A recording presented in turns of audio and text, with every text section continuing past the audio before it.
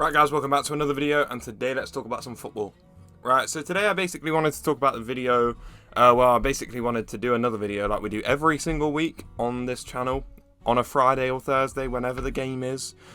So we basically talk about the scores for next week, and my predictions for what is going to happen. And then after the game week, we talk about the results and what I have predicted, and everything that happened, what I thought would happen, what did happen, and everything I got wrong.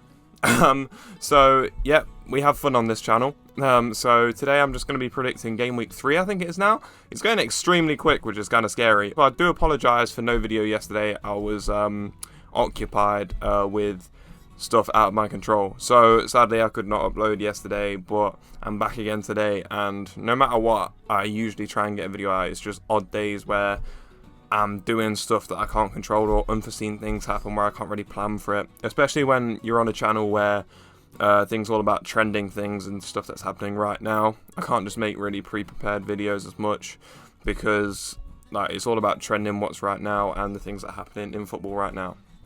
But anyway, let's get into the video. That was a long intro, and let's just talk about it right now. Right, so the first game is the half 12 game, which is Spurs versus Wolves. Spurs are going to win this, I think, 2-0. I can't actually see Wolves winning many games. Wolves have been so poor. Obviously, they've made that new signing from Sporting. He's probably alright, but I'm not saying he's going to... They need someone to score them goals, essentially, and I can't see who anyone in that team is going to score them goals right now, because it's just difficult to see, isn't it, really? Like, there's good players in that team, but not proven goal scorers where they'll get you, like, 12 to 15 goals a season, you know what I mean?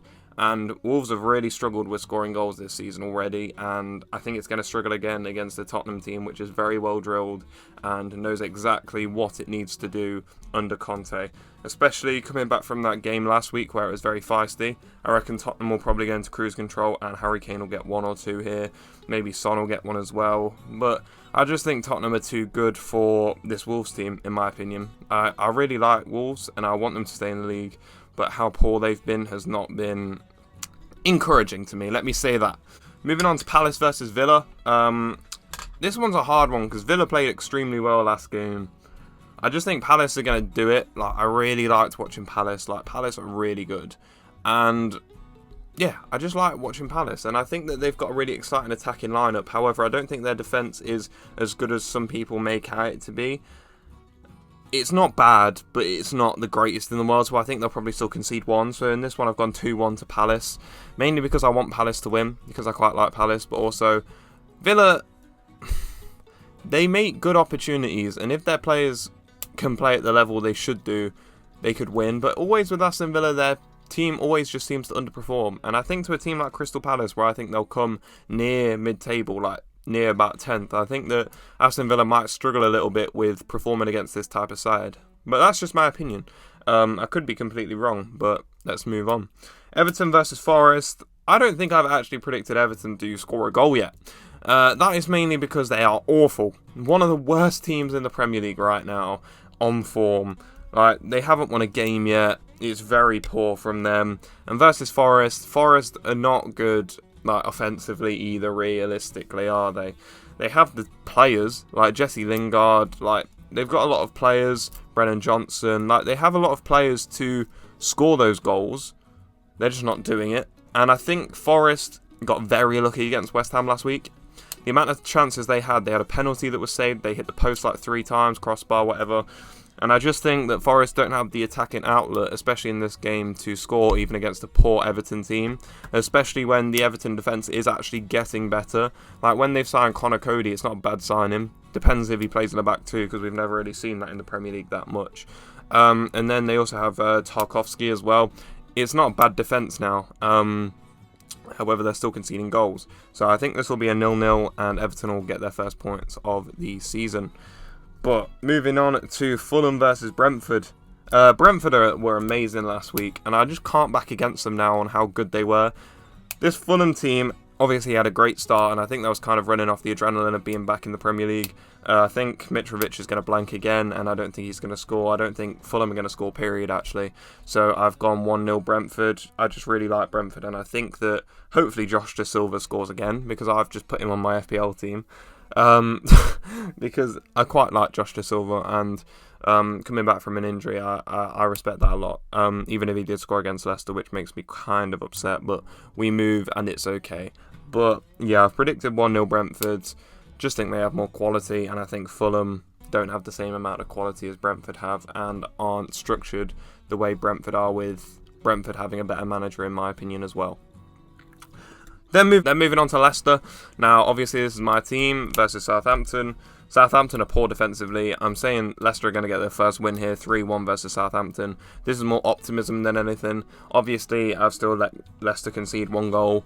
There's talk of Fofana not being in the team because of the situation of him going to Chelsea, maybe. But I think Leicester still have enough to beat the Southampton team that haven't been great so far and haven't had a great defence in the past 2 games really either. So I just think Southampton are going to concede 3, so I'm going 3-1 to Leicester. I don't think Leicester are going to keep a clean sheet all season, I'm going to be honest with you.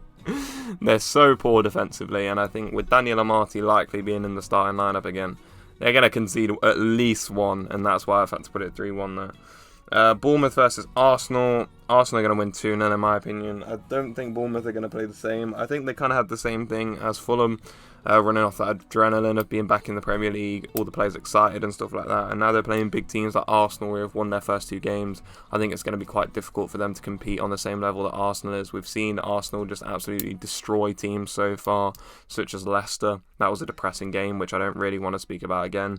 But we've seen them demolish teams like Leicester, who are not a bad Premier League team, and when it comes to Bournemouth probably being the worst Premier League team in the whole league right now, they're going to get done 2-0, and I think it's going to be quite comfortable for Arsenal. Hopefully GW2 gets a goal for me, even though everyone has him, so does it really matter? Not really.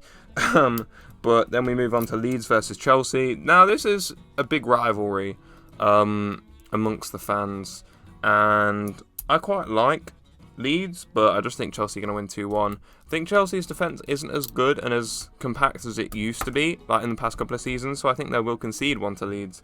But I just don't think they'll lose, because Chelsea just have more quality at the end of the day. And even though they're playing away, I just think Leeds' defence is not great, especially without Calvin Phillips being there right now. I think it's going to be a tough ask for them to get back in the position where they could have a chance to beat a team as good as Chelsea, who have actually been performing a lot better than I thought they would in the past couple of games. I thought they'd have a bit of a slow start, but they've won both their games. No, not one. They've won 1, drawn 1, so it's not a bad start for Chelsea, and I think they're going to do alright in this game. Then we move on to Newcastle versus City.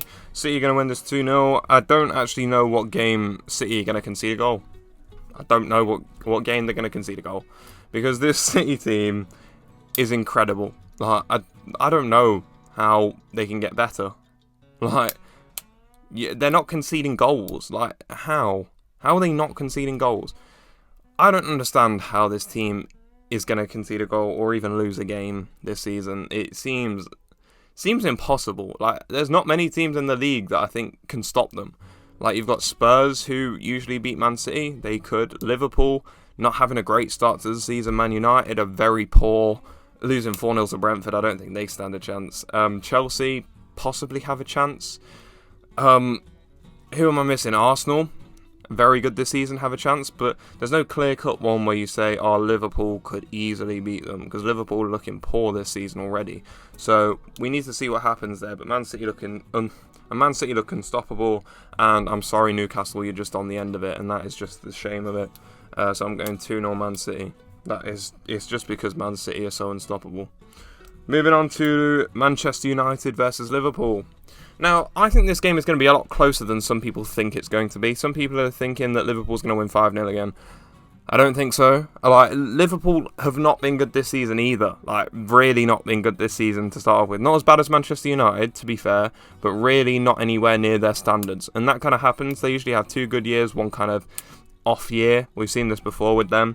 But I just really think that Man City are the superior team, and Manchester United, it's going to be a lot closer than people think, and I'm going to go 2-1 Liverpool. I was thinking about going for a 1-1, But 2-1, I think Salah might have the advantage there. Obviously, Núñez can't play for 3 games, which is a bit of a shame, which kind of diminishes their chances a little bit.